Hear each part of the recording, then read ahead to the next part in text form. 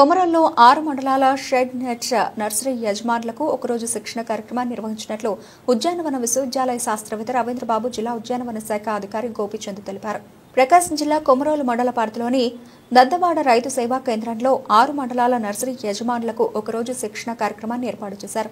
కొమరోలు ఉద్యానవన శాఖ అధికారి సాయి శ్వేత ఆధ్వర్యంలో ఈ కార్యక్రమాన్ని ఏర్పాటు చేయగా ముఖ్య అతిథులుగా ఉద్యానవన విశ్వవిద్యాలయ శాస్త్రవేత్త ఎం రవీంద్రబాబు, జిల్లా ఉద్యానవన శాఖ అధికారి వై గోపీచంద్ పాల్గొని పలు సూచనలు చేశారు. ఈ సందర్భంగా ఉద్యానవన శాస్త్రవేత్త రవీంద్రబాబు మాట్లాడుతూ షెడ్ నెట్ నర్సరీలో నారుమడుల పెంపకంపై అవగాహన కల్పించారు. నారు పెంపకంలో వచ్చే సమస్యలు ముఖ్యంగా వర్షాకాలంలో నారు కుళ్ళు రావడం, ఆకుల మీద మచ్చలు రావడం, చీడపీడల బెడద ఎక్కువగా ఉండడం, మొలక శాతం తక్కువ రావడం, నారు దృఢంగా ఉండకపోవడం లాంటి సమస్యలు తగ్గించుకోవడానికి తీసుకోవాల్సిన జాగ్రత్తలను తెలియజేశారు. నీరు మరియు పోషక యాజమాన్యం మొక్కలను దృఢంగా తయారు చేయడం ఎలా, నారుమడిలో తీసుకోవాల్సిన సస్యరక్షణ చర్యలు, నాణ్యమైన నారు మొక్కల లక్షణాలు తదితర విషయాల మీద నర్సరీ యజమానులకు అవగాహన కల్పించడం జరిగింది. మనకి ఇక్కడ ప్రకాశం జిల్లాలో ఈ గిద్దలూరు ప్రాంతంలో షేడ్ నెట్ల కింద కూరగాయల నారు, మిరపనారు పెంచుకునే నర్సరీస్ బాగా ఎక్కువగా ఉన్నాయి. అయితే ఈ నర్సరీ యజమానులు కొన్ని విషయాల్లో కొన్ని జాగ్రత్తలు తీసుకోవడం ద్వారా మంచి నాణ్యమైన నారుని డెవలప్ చేసేదానికి అవకాశం ఉంది. కాబట్టి దాని గురించి ఈ శిక్షణ కార్యక్రమంలో మనం ఎటువంటి జాగ్రత్తలు తీసుకోవాలి.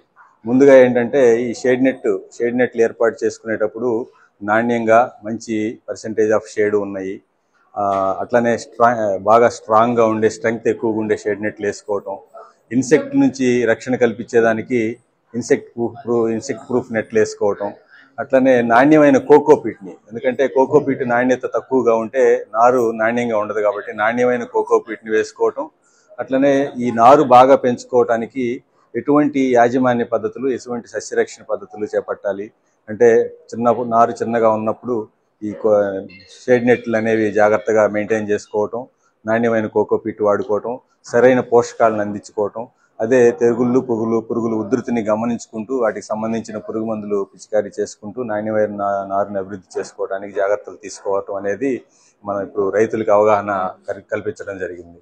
కాబట్టి ఆ విధంగా రైతులు మంచి జాగ్రత్తలు తీసుకొని నాణ్యమైన నారుని అభివృద్ధి చేసి నాణ్యమైన నారుని రైతులకి అందించవలసిందిగా కోరుకుంటున్నాం. జిల్లా ఉద్యాన శాఖ అధికారి వై గోపీచంద్ మాట్లాడుతూ నర్సరీ చట్టం 2010 ప్రకారం నర్సరీ నడుపుతున్న ప్రతి ఒక్క నర్సరీ యజమాని నర్సరీ రిజిస్ట్రేషన్ చేయించుకోవాలి మరియు లైసెన్స్ పొందవాలని అన్నారు. నర్సరీ రిజిస్ట్రేషన్ చేయించుకోవడానికి ఫారంలని పూర్తి చేసి తర్వాత ₹1000 ఆన్లైన్లో చలానా ద్వారా చేయించి ఆ చలాన్ను మరియు దరఖాస్తుతో పాటు సంబంధిత ధృవీకరణ పత్రాలను ఉద్యాన శాఖ కార్యాలయంలో అందజేయాలని తెలిపారు. నర్సరీలో నాణ్యత గల ఆరోగ్యకరమైన అధిక దిగుబడినిచ్చే వంగడాలు ఉత్పత్తి చేసుకోవాలని, కొనుగోలుదారులకు తప్పనిసరిగా బిల్లు ఇవ్వాలని అన్నారు. చట్టపు నిబంధనలను పాటించని ఎడల నర్సరీ యజమానులపై చర్యలు తీసుకోబడనని తెలిపారు.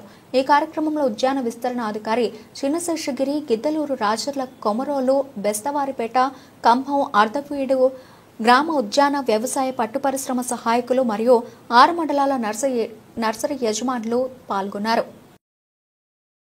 ఈరోజు మనం ఇక్కడ దద్దవాడ గ్రామంలో ఇక్కడ నర్సరీ యజమానులతోటి ఒక మీటింగ్ పెట్టడం జరిగింది. దీని యొక్క ముఖ్య ఉద్దేశము ఉన్నటువంటి రైతులకి, మిరప రైతులకి నాణ్యమైన నారుని అందించడమే కాకుండా ఈ నర్సరీ చట్టం 2010 కింద ప్రతి ఒక్క నర్సరీని ఆ చట్టం కింద రిజిస్ట్రేషన్ కావాల్సిన అవసరం ఉంటుంది. అలాగే 3 సంవత్సరాలు దాటిన తర్వాత వాటి రెన్యువల్ కూడా దీని యొక్క ముఖ్య ఉద్దేశము. ఈ నర్సరీ చట్టంలో తీసుకోవాల్సినటువంటి జాగ్రత్తలు ఏంటి, నర్సరీ యజమానులు పాటించవలసినటువంటి పద్ధతులు కానీ, రిజిస్టర్స్, అలాగే టెక్నికల్ అడ్వైజర్స్ కూడా ఇవ్వడం జరిగింది. దీనికి ముఖ్యంగా ఈ దర్శి శాస్త్రవేత్త డాక్టర్ రవీంద్రబాబు గారు కూడా వచ్చేసి ఇక్కడ మనకి వారి టెక్నికల్ అడ్వైజర్స్ ఇవ్వడం జరిగింది.